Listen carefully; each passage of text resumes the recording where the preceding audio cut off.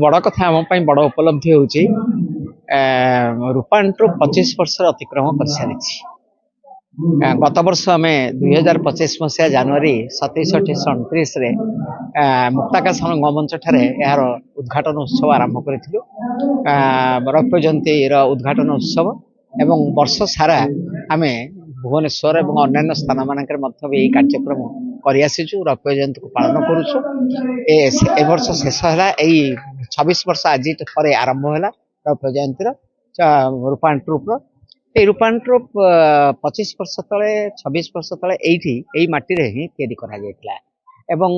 संपूर्ण रूपे ओडिसी पारंपरिक नृत्य एवं क्लासिकल ड्रामा ये सब को नहीं आम सारा भारत वर्षर विभिन्न अनुकोण रे प्रदर्शित करते स्थान आम भ्रमण करूँ जहाँकि तार लिस्ट एका संगे दबा संभवपर नुहे प्रभुंर अपार करुणा ताकू नहीं अनुष्ठान 25 वर्ष 26 वर्ष धरिक चली आज आम गोटे बहुत भल कार्यक्रम रखी 12 मासरे 13 पर्व महाप्रभुंर से 12 मासरे 13 पर्वटी प्राय 20 जन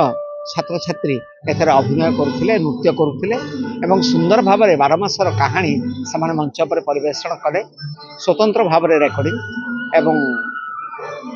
समस्त सहयोग रही 3 दिन धरी कार्यक्रम हम काली नृत्य रही किंतु पहर दिन आमर गोटे शेष दिवस आमर गोटे सुंदर नाटक अच्छी कान्हूचरण शास्ति उपन्यास आधार रे एक नाटक परिणति से परिणति नाटकटी निश्चित भाव में अनुरोध करी समस्त देखापी आसवे एक भिन्न धरणर भिन्न भिन्न समयर नाटक जहाँ क्लासिकल ड्रामा कहुपे तेणु